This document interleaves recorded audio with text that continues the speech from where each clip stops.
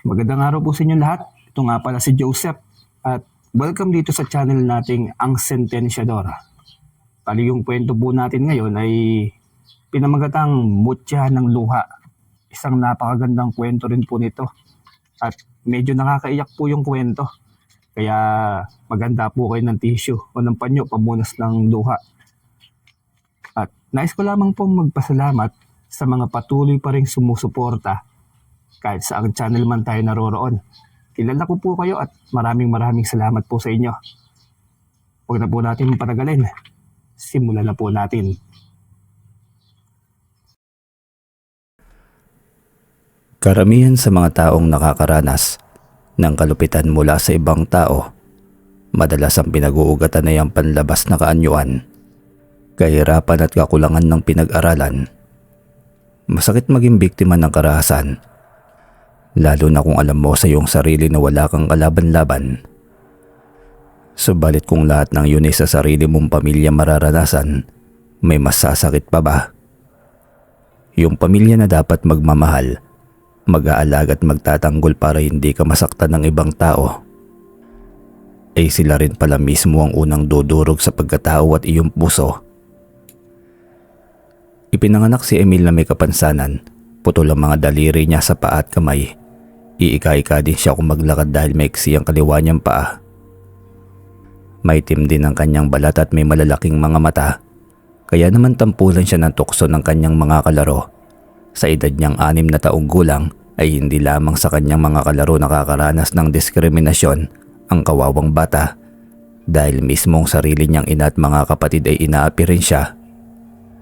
Putol kung tawagin siya ng kanyang ina na si Aling Sonia. Ganon din ang kanyang mga nakatatandang kapatid na si Ronel at si Carlos. Tanging ang kanyang ama lamang na si Mang Boyet lamang ang tumatawag sa kanya ng kanyang pangalan. Bagamat matatawag siyang miyembro ng pamilya nila, ngunit hindi niya lubos na nararamdaman ay tinuturing siyang pamilya ng mga ito. Hindi ganon kalupit ang kanyang ama sa kanya, ngunit hindi rin naman siya magawang ipagtanggol sa sariling pamilya. Magkaganon pa man ay simula nang mag-aisip ay nauunawaan na ni Emil kung bakit ganoon si Mang Boyet. Ayaw nito ng gulo at away, lalo pat palaging mainit ang ulo ng kanyang ina sa kanyang ama. Walang trabaho si Mang Boyet magmula nang maputol ang isang paa niya dahil tinamaan ng dinamita na ginagamit niya sa pangingisda noong sanggol pa lamang itong si Emil. Matagal na panahon itong naratay, at nang maghilom na ang sugat sa binti ay wala na itong naging hanap buhay. Magmula noon ay si Aling Sonia na ang naghahanap buhay. Kung ano-anong trabaho na lamang ang pinasok nito para makaraos lamang sila sa araw-araw. Kaya naman naging aburido na ito sa buhay. Palaging galit at madalas na isinisisi nito sa asawang si Mang Boyet ang kahirapan nila sa buhay. 2 taon bago tuluyang gumaling ang sugat sa binti nito. Para may maitulong sa kanyang asawa ay siya naman ang naglalaba, nagluluto at naglilinis sa buong bahay. Siya na rin ang nagbabantay at nag-aalaga sa anak nilang si Emil. Si Mang Boyet din ang nag-aasikaso sa pagpasok sa eskwela ng 2 pang anak na sina Carlos at Ronel. Isang araw ay naging bisita ni na Emil ang kanyang lolo't lola. Mga magulang ito ni Mang Boyet. Sa probinsya nakatira ang mga ito kaya bihira lamang makapunta sa kanila. Nagkataon naman na nasa trabaho si Aling Sonia noon. Nasa eskwela naman sina Carlos at Ronel. "Anak, bakit hindi na lang kayo umuwi sa probinsya natin? Doon kahit papaano matutulungan namin kayo. Malawak ang taniman natin doon." Uwi ka ni Tatay Celso. Sinangayunan naman iyon ni Nanay Karing at sinabi sa kanyang asawa, bilang inairamdam niya at nababasa niya sa aura at kinikilos ni Mang Boyet na hindi ito masaya sa kasalukuyang sitwasyon na mayroon sila ng kanyang pamilya. Sa huli ay hindi rin nakumbinsi ng mag-asawa ang kanilang anak na umuwi sa probinsya. Hindi naman talaga ganoon kadali ang lahat, lalo pat may trabaho si Aling Sonia. Isa pa'y siguradong hindi ito papayag na basta na lamang umalis sa sariling bahay nila. Nang pumasok sa bahay si Emily, agad na nagmano ito sa kanyang lolo't lola. Niyakap ng maigpit ni Nanay Karing ang apo. Naaawa siya sa kalagayan nito. Alam nilang mag-asawa ang trato ni na Aling Sonia, Carlos at Ronel kay Emil. Minsan na silang nagbakasyon noong 4 na taong gulang pa lamang si Emil at nasaksiyan nila ang lahat-lahat. Lingid naman sa kaalaman ng mag-asawa na maging kay Mang Boyet ay iba rin ang trato ng mag-iina. Subalit sinasarili na lamang ni Mang Boyet ang katotohanan yon dahil ayaw niya na mag-alala pa ng gusto ang kanyang mga magulang. Dahil sa kakatuwang itsura ni Emil, naging malayo ang loob ng dalawa nitong kapatid sa kanya. Kapag inuutosan ni Mang Boyet ang dalawa na bantayan si Emil, ay kaagad na tumatanggi ang mga ito.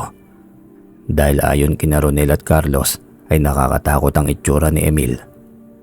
Kapag umuwi naman si Aling Sonia galing trabaho, ay hindi man lamang nito magawang silipin si Emil. Ang kinakausap lamang nito ay ang dalawa niyang anak na sina Carlos at Ronel. Samantalang ang 2 taong gulang na si Emil ay iiyak na lamang kapag naririnig ang boses ng kanyang ina. Marahil nangungulila ito sa yakap at pagmamahal ni Aling Sonia.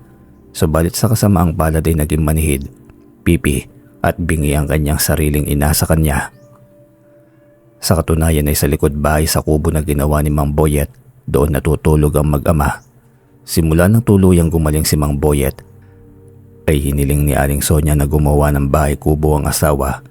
Dagdag pa nito na doon tumira ang mag-ama dahil masikip na daw ang kanilang bahay para sa kanilang 5. Nasasaktan man si Mang Boyet sa gustong mangyari ng asawa ay wala naman siyang magawa. Siya pa rin ang naglilinis, naglalaba at nagluluto para sa kanilang lahat. Kapag walang pasok sa trabaho si Aling Sonia, ay sa kubo lamang nananatili ang mag-ama na sina Mang Boyet at Emil dahil yun ang nais ni Aling Sonia. Sa paglipas ng mga taon, 9 na taong gulang na si Emil. Walang nagbago sa pakikitungo ni Aling Sonia sa mag-ama. Maging sina Carlos at Ronel ay mas lumala pa ang mga hindi magandang pag-uugali ng dalawa. Ramdam na ni Mang Boyet na hindi na siya masyadong nirerespeto ng 12 taong gulang na si Carlos at ang 14 na taong gulang na si Ronel. Palihim siyang nasasaktan sa tuwing minamaltrato ng kanyang asawa at 2 anak si Emil. Wala lamang siya magawa dahil ayaw niyang mapagbalingan siya ng init ng ulo ni Aling Sonia. Nadudurog din ang puso ni Mang Boyet sa tuwing may pasalubong na masarap na pagkain si Aling Sonia para sa 2 nilang anak, samantalang hindi man lamang maalala nitong bigyan ang bunsong si Emil. At kapag may masarap na pagkain ng 3, ay pilit na itinatago ni Aling Sonia sa kanilang mag-ama. Tahimik na kumakain ng 3 sa kusina ng kanilang bahay, samantalang sila Emily nakukontento na lamang sa mga gulay na kanyang iniluluto. Isang araw ay pinatawag ni Aling Sonia sa anak nitong si Carlos, ang asawa na si Mang Boyet. Sinabi ng ginang na may mga kasamahan siya sa trabaho na darating dahil inimbitahan niya sa nalalapit niyang kaarawan. Nagulat si Mang Boyet nang hilingin ni Aling Sonia na huwag silang lalabas ng kubo ni Emil hanggat hindi pa umaalis sa mga bisita. Tila nilalambutak ang puso ni Mang Boyet sa sakit na nararamdaman ng mga sandaling yon. Sa madaling salita, silang mag-amay hindi lamang pinandidirian ng kanyang asawa. Higit sa lahat ay malinaw na ikinakahiya sila ng sarili nilang pamilya. Talaga ba, Sonia? Hindi ko lubos maisip na napakababa ng tingin mo sa aming mag-ama. Ano mo ba kami ha? Asawa mo pa rin ako at anak mo pa rin si Emil. Kaya hindi ko akalain na gagawin mo sa amin ito. Sa kauna-unahang pagkakataon, ay noon lamang nakita ni Emil na sumagot ang kanyang ama sa kanyang ina. Narinig niyang lahat ng pinag-usapan ng kanyang mga magulang. Nasa labas siya ng bahay at nakasilip sa siwang ng dingding. Awa ang naramdaman ni Emil para sa kanyang ama. Sa huli ay kagustuhan pa rin ni Aling Sonia ang nasunod. Nang sumapit ang kaarawan nito ay dumating ang mga katrabaho at masaya silang nagkantahan, nagkainan, habang nagtatago lamang sa loob ng kubo silang mag-ama. Hindi magawang malunok ni Mang Boyet ang ipinapadalang pagkain ni Aling Sonia. Napilitan lamang itong bigyan sila ni Emil ng handa nito para hindi na sila mag-ingay pa.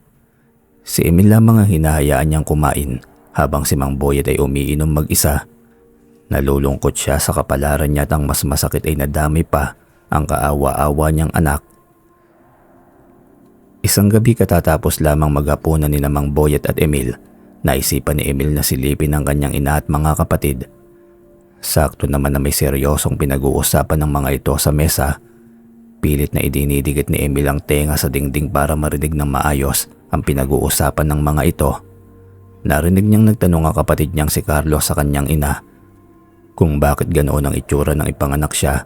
Halos mabingi sa masasakit na katotohanan si Emil. Epekto pala yun ng pag-inom ng pampalaglag na paulit-ulit na iniinom ng kanyang ina na si Aling Sonia dahil ayaw na nitong magkaanak pa, kaya ang matindi lamang ay makapit ang bata. Hanggang naging ganap na sanggol na noon na si Emil sa sinapupunan ng kanyang ina, kaya ipinanganak na lamang siya na marami ng kapansanan. Umiiyak na umalis sa gilid ng dingding si Emil.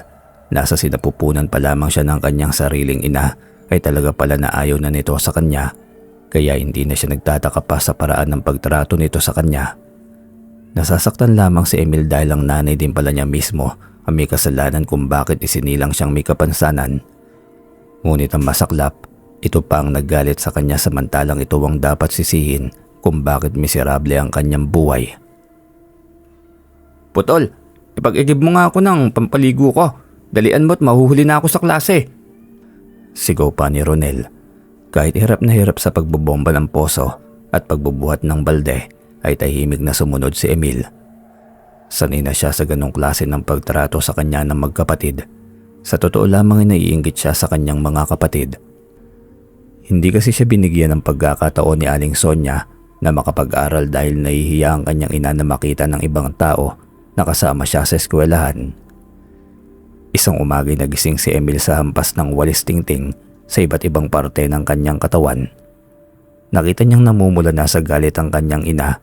Nakalimutan pala niyang isilong ang nakabilad sa bubong ng kubo na sapatos ng kanyang kuya Carlos. Malakas ang ulan sa labas kaya tiyak na nabasa ang sapatos. "Patawad po, inay. Nakalimutan ko pong ipasok ang sapatos ni kuya kahapon.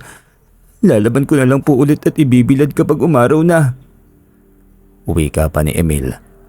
Namimilipit ito sa sakit at bakas ng mga tama ng walis tingting sa kanyang balat. Dahil sa kanyang kapabayaan ay hindi binigyan ng almusal si Emil ni Aling Sonia.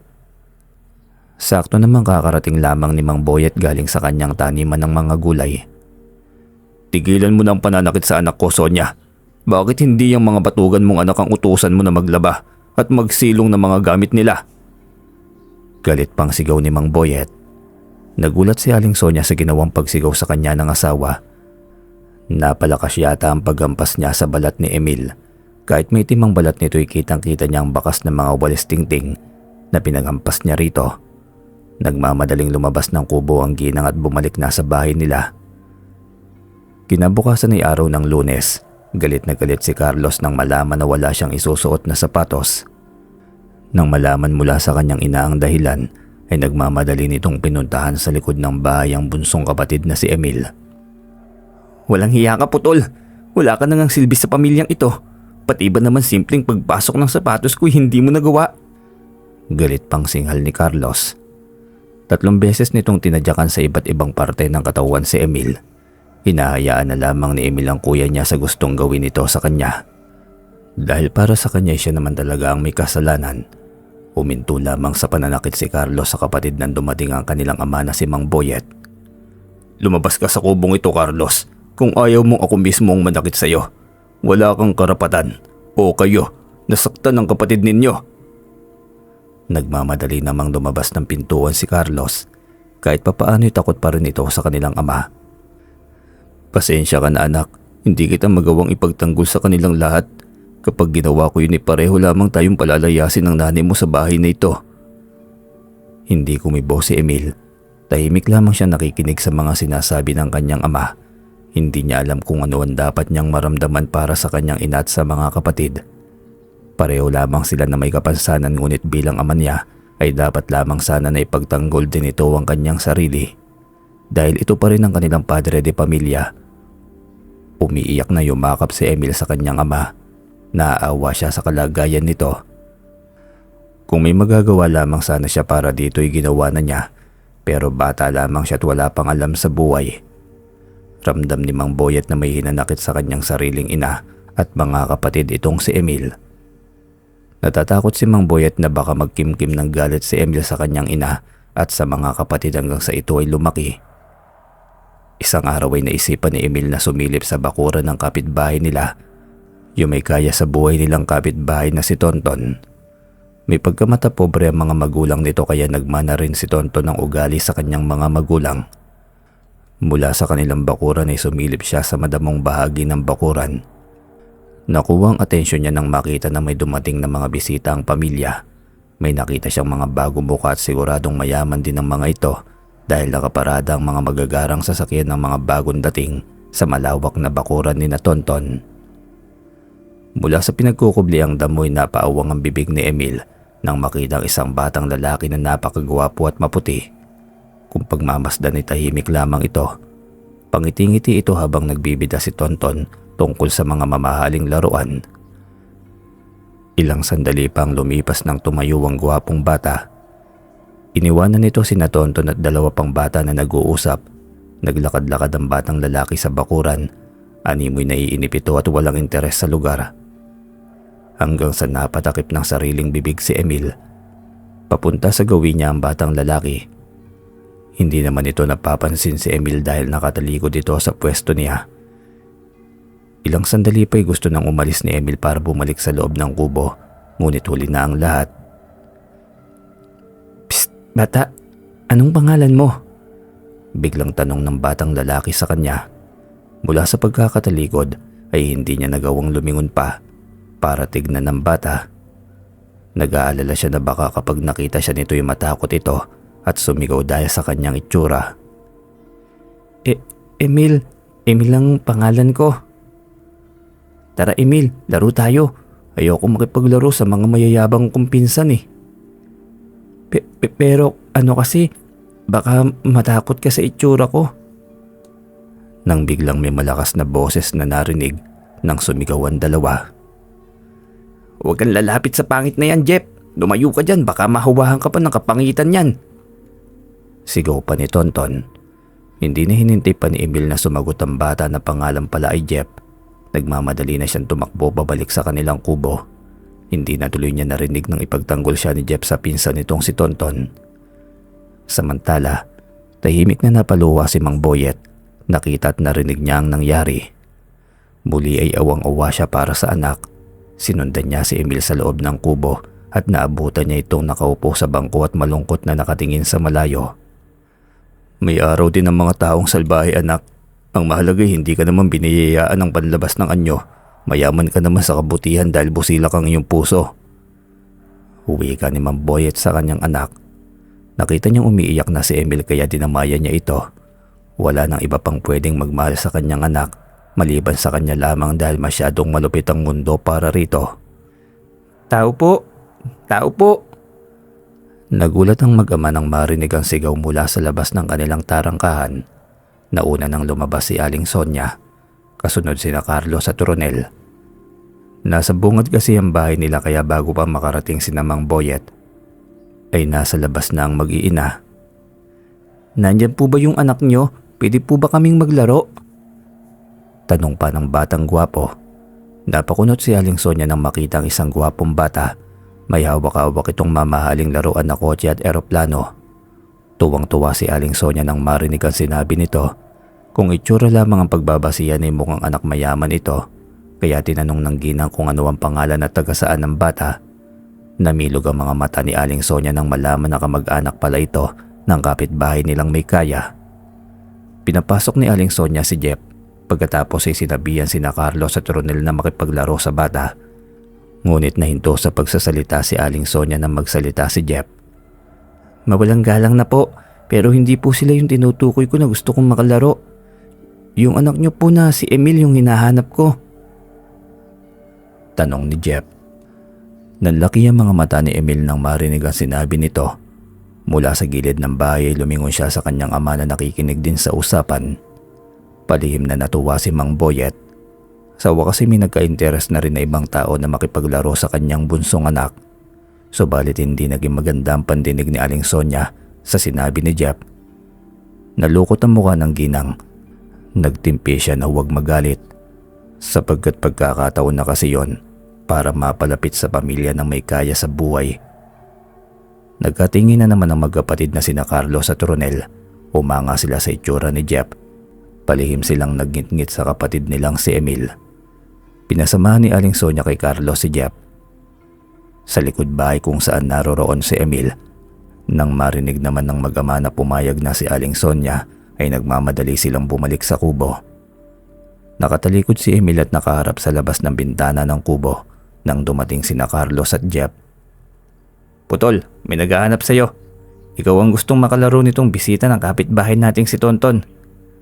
May diin na wika ni Carlos. "Magandang araw sa iyo, Emil. Ako pala yung nakausap mo kanina sa bakuran nila, Tonton." Dahan-dahang lumingon si Emil.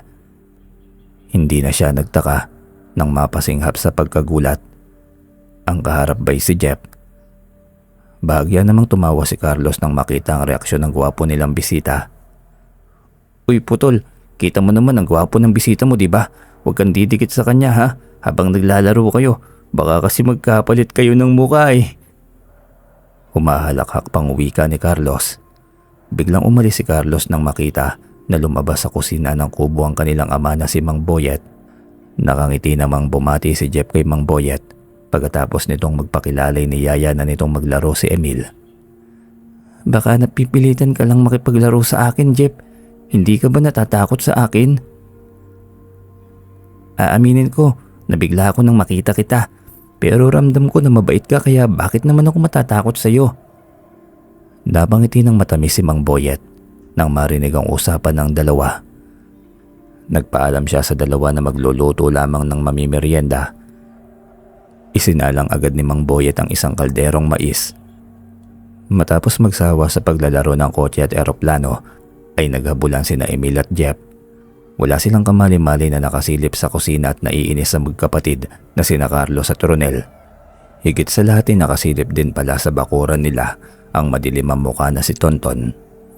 Ilang sandali yan lumipas, may narinig na silang tumatawag sa labas ng tarangkahan. Nakita nila si Tonton na may kasama itong isang gwapong lalaki at magandang babae. Tumakbo palapit sa tarangkahan si Jeff at tinawag na mama at papa ang dalawa. Nalungkot na si Jeff nang sapilitan siyang pabalikin sa bahay ni na Tonton. Nagpaalam siya at nagpasalamat sa kalaro niyang si Emil. Nanlaki ang mga mata ng mga magulang ni Jeff nang makita ang itsura ng kalaro ng anak. Muli ay nakaramdam na naman ng sakit ng kalooban si Emil. Hindi nakaligtas sa paningin niya masamang tingin na may kasamang pagbabanta sa mga mata ni Tonton. Pagkaalis sa tarangkahan nila Tonton ay saka naman lumabas ng pintuan ng bahay si Aling Sonia. Kinakaladkad nito pabalik sa loob ng kubo si Emil. Sinalubong naman agad sila na nag-aalalang si Mang Boyet. Pawisan ito dahil kakatapos lamang nitong magsibak ng kahoy. Galit na pinagsabihan ni Aling Sonia ang kanyang asawa. Sinisi nito si Mang Boyet kung bakit naon siya miyang maganda sanang simula ng pagkakalapit niya sa pamilya ni Tonton. Nakita niyang reaksyon ng mukha ng mga magulang ni Jeff. "Mas mabuti pa sa iyo ang ibang tao, Sonia. Inaalala mo ang iisipin at nararamdaman nila, samantalang pagdating sa sarili mong anak, wala kang pakialam." Inis namang umalis sa harapan ng kubo ang ginang. Sinundan na lamang ng malungkot na tingin ni Emil ang kanyang ina. Palagi na lamang siyang lumuluha dahil sa mga ginagawa ng kanyang ina at mga kapatid sa kanya at sa kanilang mag-ama. Dahil sa sari-saring emosyon na dadarama ng sandaling yon, ay paikaikan tumakbo si Emil papunta sa kakahuyan sa likod ng bahay kubo. Hinayaan na lamang muna ni Mang Boyet si Emil na magpalipas ng sama ng loob sa kakahuyan. "Ayoko nang umiyak magmula bukas. Isinusumpa ko. Huling luha ko na to para sa kanila. Kahit anong mangyari ay hindi na ako iiyak sa mga ginagawa nila nanay at ng mga kapatid ko." Wika ni Emil sa sarili. Ang pagluha ay sumisimbolo sa kung anuang tunay na nararamdaman ng isang nilalang na may buhay. Kaya kapag malungkot kay umiyak ka lamang at ganoon din kapag masaya ka. Dahil sa pamamagitan ng pagluha ay mailalabas mo ang emosyon na nasa iyong kalooban. Wika ng isang mahiwagang boses. Nahintatakotang tumayo si Emil mula sa pagkakaupo sa isang malaking bato. Hinanap niya ang pinagmumula ng mahiwagang boses. Matagal na siya nakakapunta sa lugar na yon ngunit noon lamang niya narinig ang boses na yon. Sino ka? Magpakita ka sa akin. Kilala mo ba ako? Narito lamang ako sa likuran mo, Emil. Tumingin ka sa likuran mo at makikita mo ako. Tugon pa ng mahiwagang boses. Isang malaking puno ang nakita ni Emil. Tumayo siya at hinanap ang nagmamay-ari ng boses. Umikot siya sa likod ng puno sa pag-aakala na roon nagkukubli ang kanyang kausap. Subalit ni anino nito'y hindi niya nakita. Nakaramdam si Emil ng kaba. Naalala niya ang sinabi sa kanya ng kanyang ama na huwag mag-iingay o gagawa ng hindi maganda sa kakahuyan dahil may mga nilalang na hindi nakikita na mga naninirahan dito. Humingi ng pasensya si Emil sa kanyang malakas na pag-iyak at pagsigaw noong dumating siya. Dahan-dahan na siyang umahakbang para umuwi sa kubo, ngunit narinig na naman niya ang mahiwagang boses. Tumingin ka sa likuran mo, Emil. Titigan mo akong mabuti. Narito lamang ako nakatingin sa iyo. Uwi kang muli ng mahiwagang boses. Bumalik sa tapat ng malaking puno si Emil. Tumingala siya at mula sa ibaba.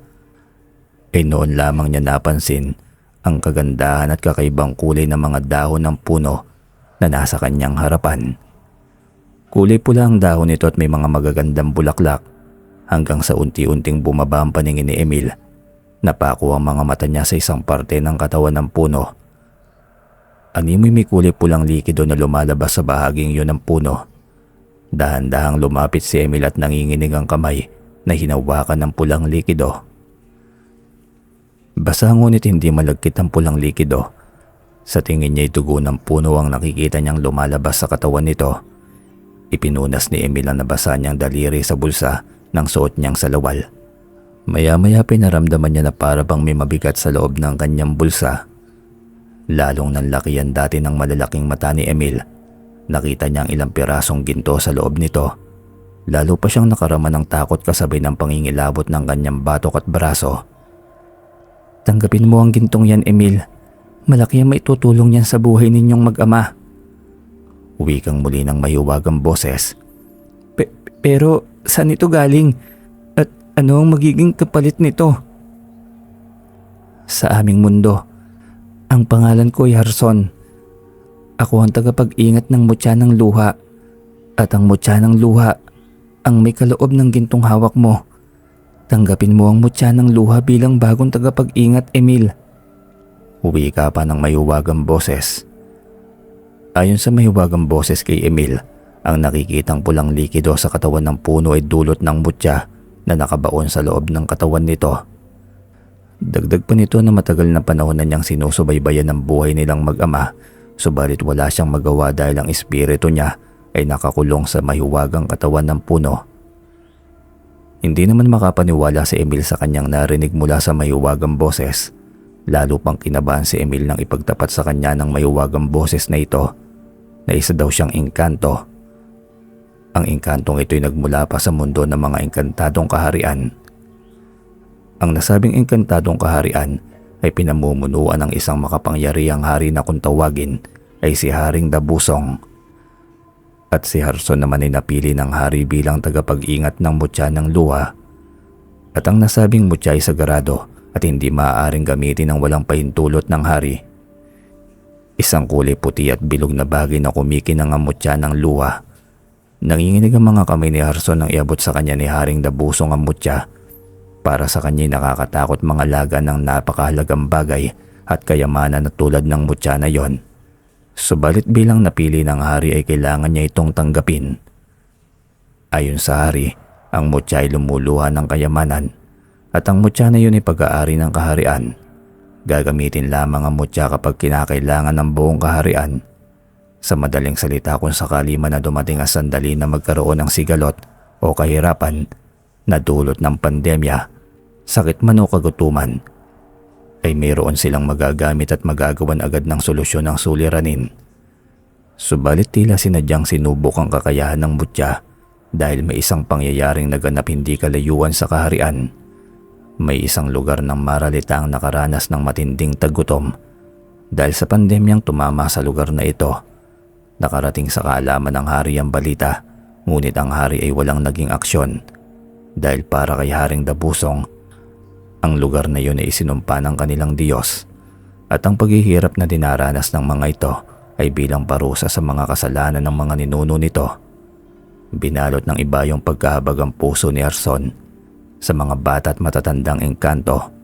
Hindi niya kayang pagmasdan na unti-unting nangamamatay sa gutom ang karamihan. Kahit walang pahintulot ng hari ay nagawa ni Arson na gamitin ang mutya ng luha. Ang nasabing mutya ay may kapangyarihang maglabas ng mga ginto at lumalabas lamang ang mga ginto sa mga nilalang na may matinding paghihirap na pinagdaraanan. Sa mga nilalang na lumuluha dahil sa pagkabigo, matinding karamdaman at kalungkutan, ginamit ni Arson ang mutya ng luha. Naglabas ng maraming ginto ang mutya na siya namang ginamit ni Arson para makakuha ng maraming pagkain kapalit ng mga ginto. Sa tulong ng mutya ay napunan ng mga pangangailangan ng mga engkantado. Unti-unting nakaahon sa kahirapan ng mga engkantado sa mahirap na lugar na yon. Naging usap-usapan sa buong kaharian at sa mga karatig na kaharian ang biglaang pag-ahon sa kahirapan ng mga maralita. Nagpaimbestiga ang hari at inalam kung paano na ang mga maralitang lugar ng mga engkantado ay biglang nakaahon sa hirap.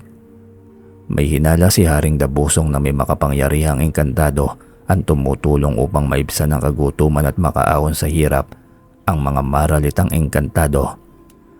Sa malawakang investigasyon ay napag-alaman ni Haring Dabusong na ang pinagkakatiwalaan niyang tagapag-ingat ng mutya ay ang siyang tumutulong sa mga maralita. Galit na pinahanap si Arson ng mga sundalong engkanto. "Anong kalapastanganan ang ginawa mo, Arson? Paano mo nagawang suwayin ang pinagbabawal ko? At ano ang pumasok sa isip mo at itinaya mo ang buhay mo para lamang sa mga maralitang yon?" Tanong ng hari. "Batid ko pong walang kapatawaran ang nagawa ko, mahal na hari. Subalit wala po akong pinagsisihan sa ginawa ko, sapagkat ang mga kabataang engkanto at matatanda ay hindi dapat pinarurusahan lalo pat hindi naman silang may kasalanan." Tugon nito. Lalo pang umigting ang galit ni Haring Dabusong. Hindi niya lubos maisip na nagawa sa kanya yun ang kanyang pinagkakatiwalaang tauhan. Ipinalatigo niya ng 100 beses si Arson at pagkatapos ay duguan itong iniharap pa rin sa hari. "Bilang kaparusahan sa ginawa mong pagsuway sa kalooban ko, ikaw, Arson, ay itatakwil na ng kahariang ito. Wala nang saysay sa akin ang mutya na ginamit mo sa maling paraan. Kaya baunin mo sa mundo ng mga tao ang sumpang iyan." Sa oras ding yun ay walang awa na pinatapon sa mundo ng mga tao ang sugatang si Arson at hindi pa nagtatapos doon ang pagpaparusa sa kanya. Ang kanyang espiritu ay kinulong sa kauna-unahang puno na kanyang makita. Nang may sagawa ang pagkulong sa kanyang espiritu, ang katawan ng puno ay biglang may lumabas na mga mapupulang likido. Ang likido ay dugo ni Arson dahil duguan ito nang mapunta sa katawan ng puno. Subalit kapag lumalabas ang dugo sa katawan ng puno, ay kasunod nito ang pagluha ng mutya na kanyang hawak. "Magmadali ka, Emil. Mag-imba ka pa ng maraming ginto mula sa pulang likido sa katawan ng punong ito. Pagkatapos ay kumuha ka ng matatalim na bagay. Hukayin mo ang mga ugat nito hanggang sa makita mo ang mutya ng luha." Wika pa ni Arson. Inilarawan ng mahiwagang boses kay Emil ang itsura ng mutya. Kinakailangan makita ito ni Emil para makalaya si Arson sa sumpa, sapagkat yun ang binitiwang salita ng hari na sa sandaling may isang tao na magtiwala at maniwala sa kanya ay may papasa na niya ang mutya at ang sumpa ay mawawala. Daan-daang taon na ang lumipas. Noon lamang nabigyan ng pagkakataon si Arson na may makausap na isang tao. Maraming tao na ang sinubukan niyang kausapin. Mga taong napapadpad sa lugar na yon at kabilang na ang ama ni Emil na si Mang Boyet. Subalit paulit-ulit siyang nabibigo dahil kapag naririnig ng sinumang tao na nagagawi doon ang kanyang boses ay wala naman silang nakikitang ibang tao sa paligid ay pinapangunahan na kaagad ng takot ang mga tao. Tumatakbo sila palayo sa kakahuyang yon sa sobrang takot at ang iba naman ay hindi na bumabalik pa. Matapos makakuha ng sapat na dami ng ginto, gamit ang sanga ng puno ay naghukay sa isang tagong bahagi ng kakahuyan si Emil. Maingat niyang ibinaon ang mga ginto. Pagkatapos ay nagmadali siyang umuwi sa kanila para kumuha ng gagamitin niya sa paghuhukay sa ugat ng puno. Napakunod ng noo si Mang Boyet nang makita ang paparating na si Emil. Marumi ang suot nitong damit na may lupa pa ang mga kamay at paa. Tinanong siya ni Mang Boyet kung saan siya galing at ano ang ginawa niya sa may kakahuyan. Nagsinungaling si Emil na maglalaro lamang daw siya. Kumain ka na dyan anak, pagpasensyahan mo na lamang ang ulam natin. Hayaan mo na kapag may tumanggap sa akin sa trabaho ibibili kita ng masarap na ulam.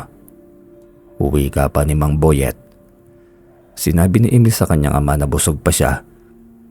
Hiniram niya ang pala at itak ni Mang Boyet at sinabi na babalik siya sa may kakahuyan para gumawa ng bahay-bahayan.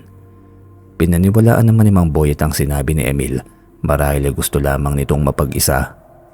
Samantala sa bahay ni na Aling Sonia ay pinag-uusapan nilang tatlong mag-iina ang planong pagpapalis sa poder nila kina Mang Boyet at kay Emil.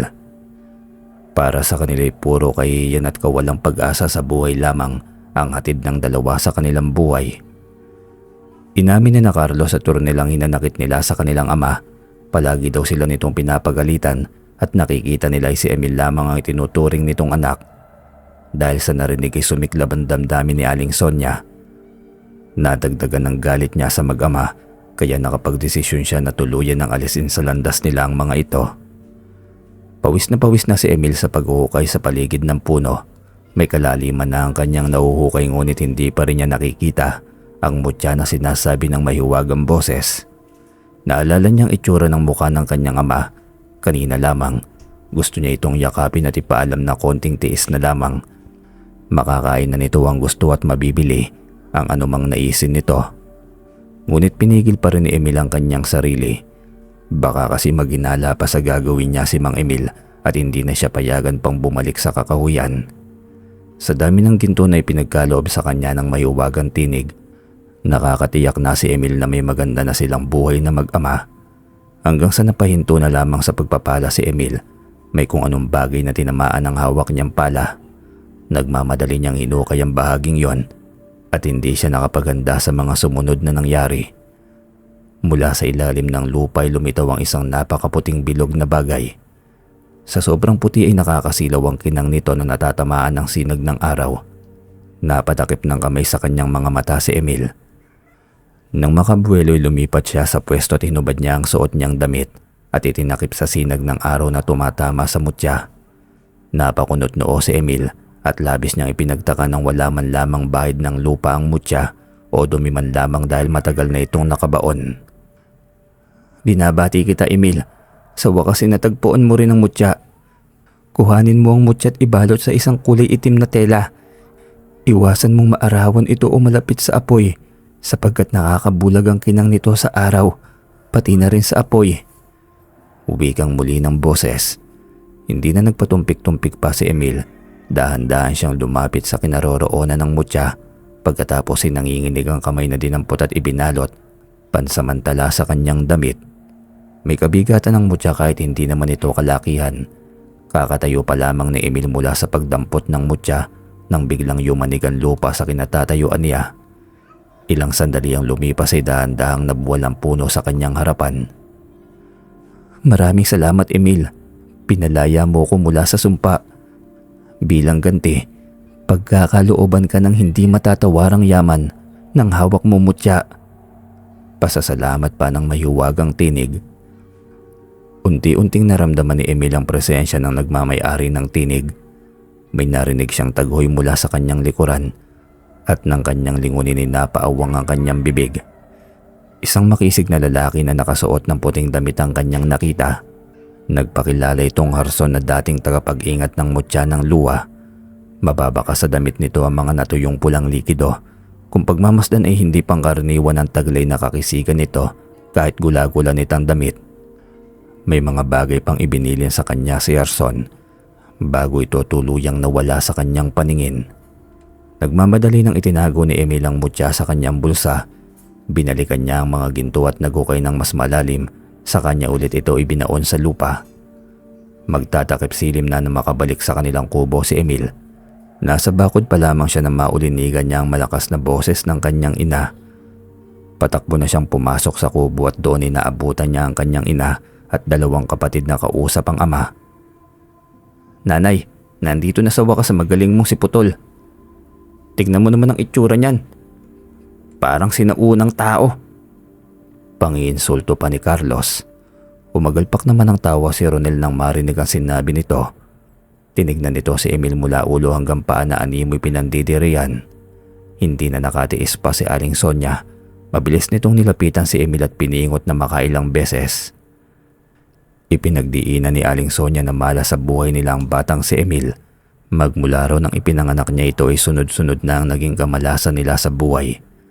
Unang-unang pagkakaputol sa paa ni Mang Boyet at marami pang sumunod na pangyayari na puro hirap ang idinulot sa kanila. Napapailing na yumuko si Mang Boyet. Hindi siya makapaniwala sa mga lumalabas na masasakit sa pananalita ng tatlo. Dahil sa labis na hinanakit sa kanyang puso, ay hinarap niya ng nakataas ang noo ang kanyang asawa at 2 anak. Kung yan ay ikakasaya niyo ay aalis na kami ni Emil. Ngunit bago kami umalis, may nais lamang akong linawin sa inyo. Kung meron mang malas dito, kayong 3 yon. Dahil walang kasing sama ang mga ugali at budhi ninyo.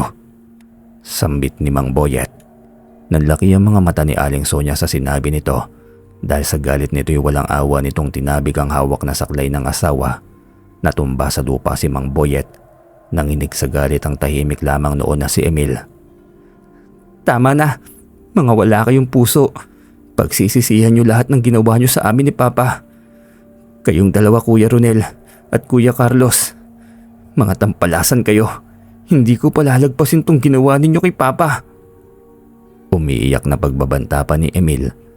Nilapitan ni Emil si Mang Boyet at tinulungan makatayo. Sunod-sunod naman na lumabas ng padabog ang mag-iina.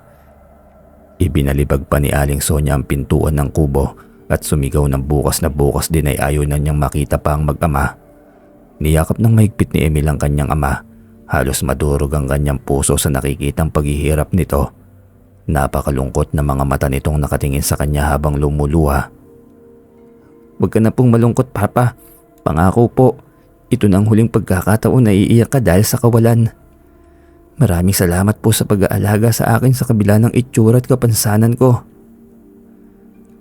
Kung meron man akong hindi pinagsisihan sa buhay ko, yun ay nang isilang ka, anak.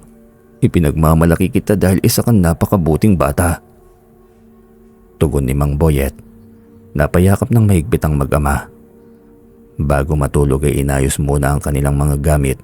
Kailangan nilang makaalis bago sumikat ang araw dahil tiyak na magwawala na naman sa galit ang kanyang ina sa oras na magisnan pa sila nitong nasa loob pa rin sila ng kubo. Hating gabi na ngunit hindi pa rin makatulog si Mang Boyet. Iniisip niya kung saan sila pupunta ng kanyang anak na si Emil. Sa kalagayan niya walang tatanggap agad sa kanya sa trabaho. Siguradong magugutom si Emil at yun ang hindi niya kayang isipin na mangyari. Matulog ka na po, Papa. Huwag ka na mag-isip-isip pa ng kung ano-ano. Ako na pong bahala sa lahat. Nagulat si Mang Boyet nang marinig ang boses ng kanyang anak. Bumango siya at sinipat ang nakatalikod sa kanya na si Emil. Napakunot noo siya dahil tulog na ito. Paano nakapagsalita pa ang kanyang anak? Napapailing na bumalik na lamang sa pagkakahiga si Mang Boyet. Inisip na baka guni-guni lamang ang kanyang narinig dahil na rin sa antok. 3:00 pa lamang na madaling araw nang bumangon na si Emil. Humihilik pa ang kanyang ama sa kanyang tabi. Dahan-dahan niyang hinaplos ang humpak na pisngi nito. Baka sa aura ng mukha ang samot-saring suliranin na inaalala ng kanyang ama. Dala ang gasera at pala ay walang takot na binagtas ni Emil ang kaniliman papunta sa kakahuyan. Pagdating sa lugar kung saan niya ibinaon ang mga ginto ay nagmamadali niyang inilapag ang gasera at hinukay ang lupa. Napangiti ng malapad si Emil nang mahawakan ng maliit ngunit mabibigat na basket na pinaglagyan niya sa mga ito. Naiisip pa lamang niya kung paano ito makakatulong sa kanilang mag-ama ay nagpapasalamat na siya ng malaki. Hindi biro ang hirap at sama ng loob na pinagdaanan ng mag-ama sa kamay ng kanilang pamilya. Dahil putol ang paa ni Mang Boyet ay plano ni Emil na paggawa ng artipisyal na paa ang ama. Sa hawak niyang mga ginto ay sobra-sobra pa ito sa gagastusin niya sa paa ng kanyang ama. Plano din niya na ibili ng maganda at malaking bahay si Mang Boyet. Nais niyang ipatikim dito ang mga bagay na hindi pa nito nararanasan sa tanang buhay. Bumangon na po kayo, Papa. Aalis na po tayo bago po tayo maabutan ni Mama rito. Wika na lamang ni Emil. Dala-dala nito ang bag na may lamang mga damit nila at ibang mahahalagang gamit. Umiiyak naman na bumangon si Mang Boyet at ayaw sana nitong umalis dahil nasanay na siya sa kubo nila at kahit papaano iniisip pa rin niya ang kanyang mag-iina. "Wag na tayong umalis dito, anak. Pasasaan ba't matatanggap din tayo ng mama at mga kapatid mo?" Umiiyak na wika ni Mang Boyet. "Pero papa, tiyak na magagalit si mama kapag nagising siya na nandito pa tayo. Masasanay din po tayo papa na wala sila. Dahil para sa kanila hindi naman talaga nila tayo kapamilya." Malungkot na malungkot si Mang Boyet nang lisanin ng kubo at bahay nila.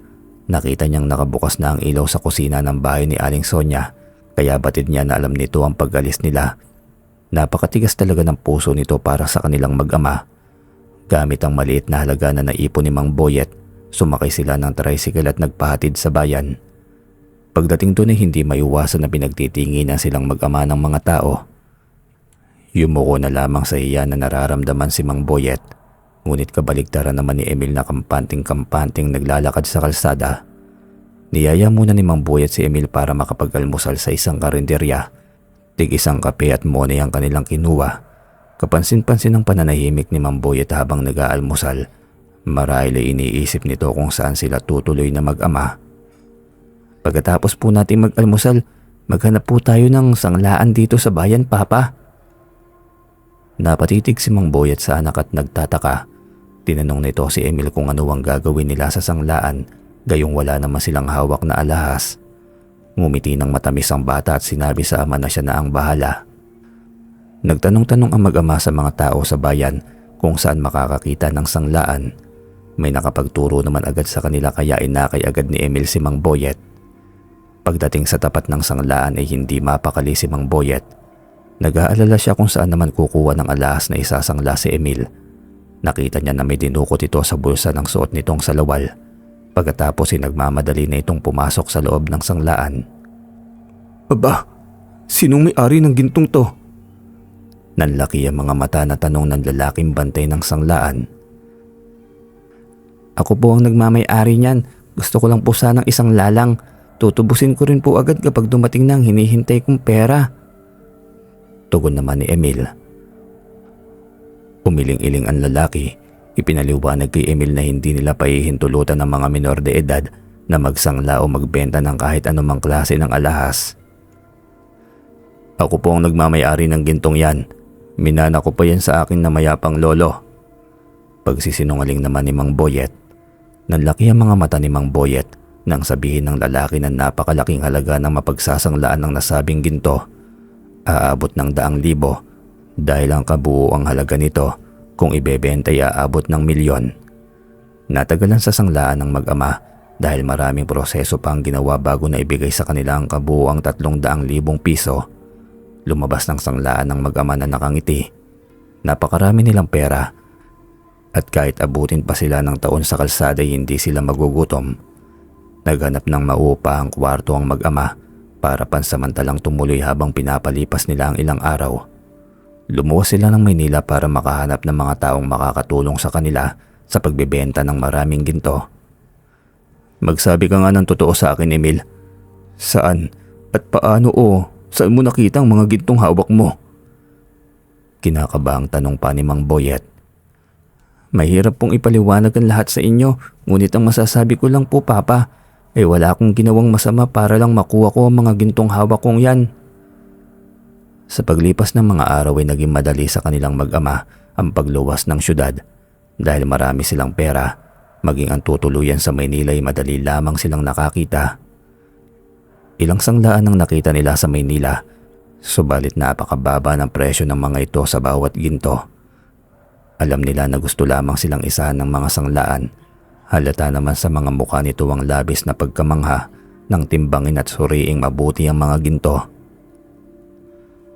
"Maraming mapagsamantala at manloloko rito sa syudad, kaya mag-iingat sana kayo." Napalingon na mag-ama nang marinig ang boses ng isang lalaki. Isang lalaki mukhang mayaman at nakakurbata ang kanilang nakita. Mukha naman itong mabait at mapagkakatiwalaan, kaya nang alokin sila nito ng tulong para makahanap ng matinong bibili ng mga ginto ay nagtiwala sila kaagad. Dinala sila ng lalaki sa isang napakayamang alahero. Sa 5 ginto na dala ni Emil ay pinaresyoan agad sila nito ng 20 milyong piso. Hindi makapaniwala ang mag-ama sa napakalaking halaga na ibinigay sa kanila. Sa tulong ng lalaki na kilala ni Mang Boyet at Emil, tinulungan din sila nito kung paano mabilis na may deposito sa bangko ang napakalaking halaga ng salapi. Unang-una pa lamang inahihiwagaan na si Emil sa estrangherong lalaki. May hinala siya na kilala silang mag-ama nito, ngunit nang tanungin naman niya si Mang Boyet ay hindi raw niya kilala ang lalaki. Hanggang sa nakakita na rin sila ng bahay na uupahan. Nangako ang lalaki na tutulungan din sila nitong makabili ng malaki at magandang bahay. Binigyan ni Mang Boyet ng pera ang lalaki bilang pasasalamat sa tulong sa kanila, ngunit tumanggi ang estranghero. Pagkalipas ng ilang buwan ay nagpasyang bumalik ang mag-ama sa bayan nila. Halos hindi na makilala ng mga tao ang mag-ama. Paano ba naman sa suot nilang mamahaling damit at may dala na rin silang mamahaling kotse? Nakakalakad na rin ang walang saklay si Mang Boyet. Ganon din si Emil na dati ay iika-ika kung maglakad. Usap-usapan sa bayan na marahil ay nanalo sa loto ang mag-ama kaya umaluwan na ang buhay ng mga ito. Namili ng malalawak na lupain ng mag-ama. Ang iba'y taniman ng palay habang ang iba naman ay pinapataniman nila ng punong namumunga, saging, saka niyog. Sa bayan naman ay nagtayo sila ng malaking tindahan ng bigas, pati na rin tinapayan. Manghang-mangha ang mga taong nakakakita sa kanila. Nagpatayo rin sila ng isang malaki at magandang bahay sa sentro ng bayan. Hanggang isang araw habang abala sa pag-aasikaso ng mga customer si Mang Boyet at Emil, ay mga pamilyar na mukha ang kanilang nakita. Titig na titig sa kanila sina Aling Sonia at ang 2 pa nitong anak habang inililibot ang mga mata sa malaking tindahan. Hindi magawang magtanong na mag-iina sa mag-ama kung tama ba ang kanilang nakikita. Pumila pa rin sina Aling Sonia at hindi makapagsalita sina Ronel at Carlos sa pagkabigla. Napakayaman na ni Mang Boyet at Emil kumpara sa kanilang mag-iina na baon na sa utang sa tindahan. Muling nagkaharap ang mag-asawa. Gusto silang kausapin ni Aling Sonia ngunit hindi man lamang ito tinapunan ng tingin ni Mang Boyet. Maging si Emil ay nanatiling tahimik at tikom ang bibig. Hindi kaya kamukha lang ni Papa at Emil yung nakita natin, Mama, doon sa may tindahang malaki? Tanong pa ni Carlos. Sila yun. Kita mo yung malalaking mga mata ni Emil? Siya yun. Tugon naman ni Ronel. Pumasok na sa loob ng kanyang silid si Aling Sonia. Hindi mawaglit sa kanyang isipan ang tinatamasang karangyaan ng kanyang mag-ama. Kung hindi lamang sana niya pinalaya sa mga ito, ay siguradong hindi na rin sila maghihirap na mag-ina. Samantala sa tindahan ni na Emil, napansin niya na makaalis ang kanyang ina at mga kapatid ay biglang natahimik si Mang Boyet. Alam niya na kahit ganoon ang naging pagtrato sa kanila ng mga ito, ay mahal pa rin ng kanyang ama ang kanyang ina at mga kapatid. Papa, gusto mo ba silang bisitahin? Ayos lang po sa akin, pero ikaw lang po muna sa ngayon. Hindi anak. Hindi rin muna sa ngayon, masyado pang sariwa sa akin ang lahat ng ginawa nila sa atin. Nalulungkot lang ako minsang isipin na sayang at hindi nila tayo pinahalagahan. Nauunawaan naman ni Emil ang sinabi ng kanyang ama, maging siya man ay gayon din ang nararamdaman. Tunay nga na isa sa pinakamahirap na maghilom ay ang sugat na ang may gawa ay sariling pamilya. Bilang pasasalamat sa mga biyayang ipinagkaloob sa buhay nilang mag-ama, nang sumapit ang 15 taong gulang na kaarawan ni Emil, ay namigay sila ng mga bigas at dilata sa mga mahihirap nilang kababayan. Nagpakatay rin sila ng 10 baboy, nagpakain sa taong bayan. Hindi nila kinilimutan sina Aling Sonia at ang 2 pang kapatid ni Emil. Pinadalhan nila ito ng kanilang mga handa. Nagpaabot din sila ng malaking halaga para makabayad ang mga ito sa utang at makapag-umpisa ng maayos na buhay. Subalit sa halip na matuwa ay nagalit pa ng gusto si Aling Sonia. Sinabi nito sa 2 anak na barya lamang ang 300,000 piso na ibinibigay sa kanila ng mag-ama. Lumapit sa kanilang mayor si Aling Sonia para humingi ng tulong sa sustento ni Mang Boyet sa 2 pa nilang mga anak. Dahil sa ginawang yun ni Aling Sonia ay nagka-interes ang kanilang mayor sa sinabi ng ginang sa biglaang pagyaman ng mag-ama. Nangako ang mayor na kakausapin nito si Mang Boyet, subalit ang hindi alam ni Aling Sonia ay may iba itong plano. Isang araw ay nagkaroon ng bisita sina Mang Boyet at Emil sa kanilang tindahan. Sa postura pa lamang ng may edad na lalaki ay mayaman ito. May mga kasamaan din itong 4 na kalalakihan na malamang ay tauhan. Kahit nagtataka dahil hindi naman nila kilala ang mga bisita, ay magalang at maayos pa rin pinatuloy ni Mang Boyet ang mga bisita sa loob ng tindahan. Bueno, hindi na ako magpapaligoy-ligoy pa. Ako ang mayor ng bayang ito. Ang sadya ko sa inyong mag-ama ay napakahalaga. Wika ng mayor. Hindi nila kilala ang mayor kaya nagulat sila nang magpakilala ito. Inasikaso ng mabuti ni Mang Boyet ang kanilang mga bisita at inalok pa ng makakain ngunit tumanggi ito. Ayon sa mayor, ang lahat ng may-ari ng malalaking tindahan ay hinihingian niya ng kalahating milyon kapalit ng proteksyon sa paghahanap buhay sa bayan. Hindi magawang magsalita ni Mang Boyet, napakalaki ng kalahating milyong hinihingi nito. Tahimik lang namang nakikinig sa usapan ng binatilyong si Emil. Ilang sandali pa'y humingi ng paumanin si Mang Boyet sa mayor at sinabi na hanggang 100,000 piso lamang ang kaya niyang ibigay. Hindi ako nagkulang sa pagpapaalala sa inyo. Huwag na kayong magtaka kung isang araw biglang mawala na lamang ang tindahan ninyo. Pagbabanta pa ng mayor. Sinundan ng tingin ng mag-ama papalabas na mayor. Kasunod nito ang mga tauhan. Napansin nila na nag-alisan na ang mga taong nakikiusyoso sa labas. Nakasilip din ng may-ari ng mga kalapit nilang tindahan. Ay walang sino man ang sumusuway sa kagustuhan ng ating mayor. Takot sila na mapahamak ang pamilya nila at mawalan ng negosyo. Wika ng isang tricycle driver. Dagdag pa nito na kaya ibinibigay ng mga may-ari ng tindahan sa bayan ang hinihiling na malaking halaga sa takot na mapahamak sila at nakadepende rin sa laki ng tindahan ng laki ng halagang hinihingi ng kanilang mayor. Nakaramdam ng awa sa kapwa negosyante si Mang Boyet. Paano na lamang yung mga negosyanteng inuutang lamang ang mga puhunan. Maging si Emily naiinis din kaya sinabi nito sa kanyang ama na paninindigan nila ang 100,000 ibibigay nila. Hindi pala lingid sa kaalaman ng ibang tindahan ang pagpunta ng kanilang mayor sa tindahan ng mag-amang sina Mang Boyet at Emil. Pasikreto naman silang kinausap ng ibang may-ari ng tindahan na masyado nang umaabuso sa kapangyarihan ng mayor na ito. Karamihan pala sa kanila'y baon sa utang at nalulugi dahil sa umpisa pa lamang ay nangingikil na ng malaking halaga ang nasabing alkalde. Hindi tama ang pamumuno ng mayor natin sa bayan. Kawawa ang ating mga kababayan. Kaya kailangan na masugpo ang kanyang maling gawain. Wika pa ni Emil. Sumang-ayon naman kagad si Mang Boyet. Kasalukuyan silang naghahapo ng mag-ama ng gabing yon nang bigla silang nakarinig ng sunod-sunod na malalakas na katok sa kanilang pintuan. Mang Boyet, ang tindahan niyo ng bigas na susunog. Wika ng isang lalaki. Magkasunod na tumakbo palabas ng kanilang bahay ang mag-ama.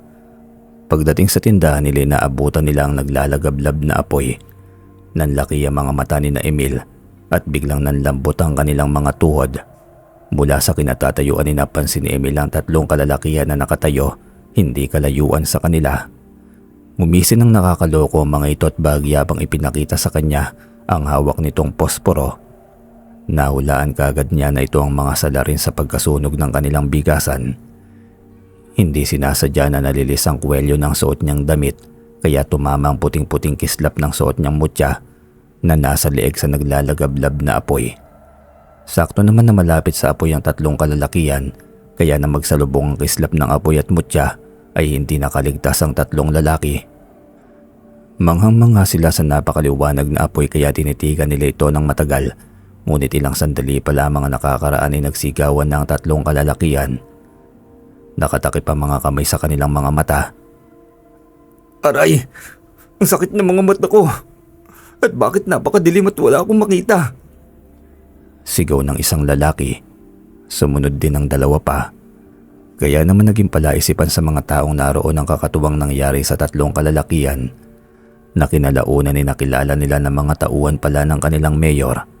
Natupok ang buong tindahan ni na Emil. Umiiyak silang mag-ama habang pabalik sa kanilang malaking bahay. Halos kararating lamang nila sa bahay nang bigla namang may pumaradang kotse. Sa tapat nito, nakita nila na bumaba ng kotse ang kanilang mayor. Madilim ang mukha nito at baka sa matinding galit. Hindi pa man nakakalapit sa mag-amay nagmumura na ang mayor at pinagbantaan ang buhay ni na Emil at Mang Boyet. Ipinagdiinan nito na mamamatay tao ang mag-ama dahil sila ang sinisisi sa pagkamatay ng 3 nitong tauhan. Sininyasan ng mayor ang may 6 na kalalakihan. Gusto silang ipahuling mag-ama. Batid ni Boyet na may masamang gagawin sa kanilang mag-ama ang mayor, kaya sinikap niya makatakas silang mag-ama sa lugar na yon.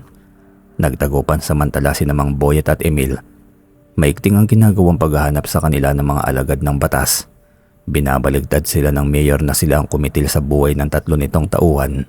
Samantalang ang totoo ay sila talaga ang nagplanong ipapatay ito. Isang plano ang nabuo sa isip ng mag-ama. Kailangan nilang dumapit sa mga mas nakatataas na sangay ng pamahalaan para ipaalam ang kabuktutang ginagawa ng kanilang alkalde. Dahil walang ligtas na lugar na mapupuntahan, ay napilitan si Mang Boyet at Emil na palihim na bumalik sa kakahuyan na malapit sa dati nilang bahay.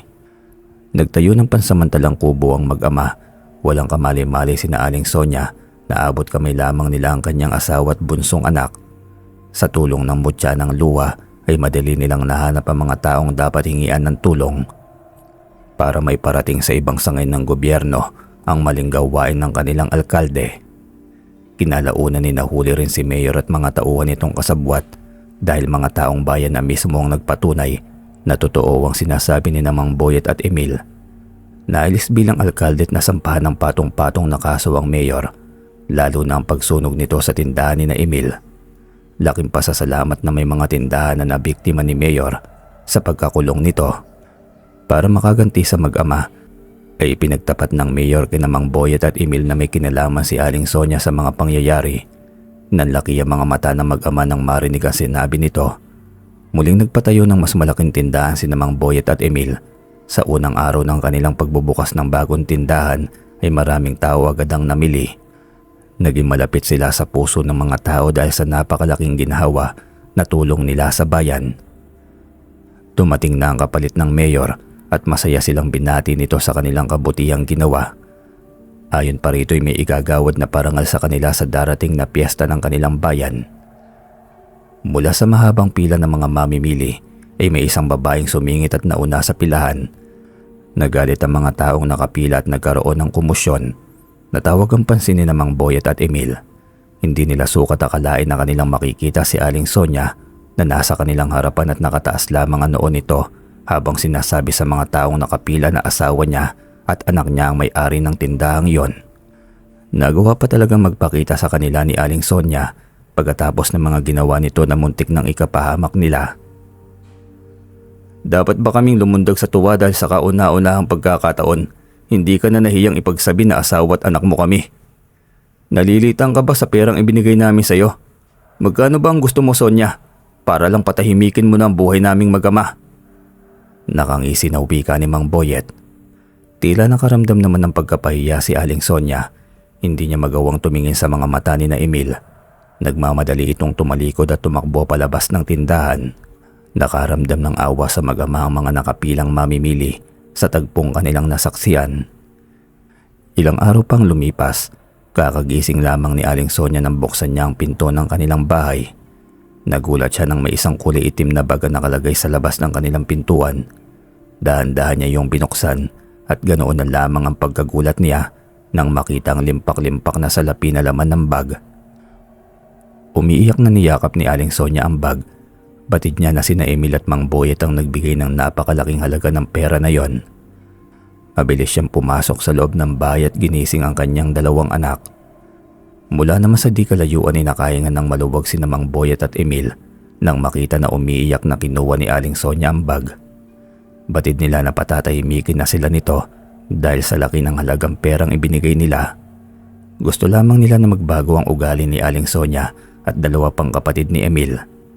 Ipinagpasa Diyos na lamang nila ang kapalaran nilang mag-anak kung balang araw ba'y mabubuo silang muli.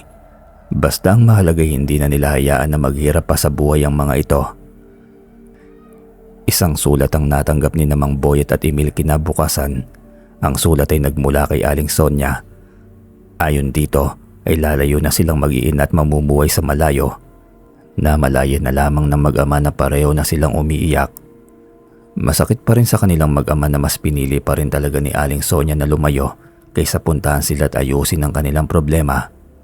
Sa paglipas ng mga araw at taon, lalo pang nakilala si Mang Boyet at binata pa noong si Emil. Sa tulong nila'y umunlad ang kanilang bayan, kung kaya iniling ng taong bayan at tumakbo sa pagkaalkalde si Mang Boyet. Sa awa ng Diyos ay nanalo ito at lalo pang pinapaunlad ang kanilang lugar. Isang araw ay may kumatok sa pintuan ng kanilang bahay at gano'n na lamang ang tuwa ng mag-ama nang makita si Aling Sonia kasama nito si Ronel at Carlos at may kanya-kanya na itong kargang mga anak. Nagkabalikan sina Aling Sonia at ang mayor na noon ang kanyang asawa na si Mayor Boyet. Muli, sa paglipas na mahabang panahon ay naging lubos din ang kasiyahan sa puso ni Emil dahil nabuo rin sa wakas ang kanyang pamilya na para sa kanya ang tunay na kayamanan.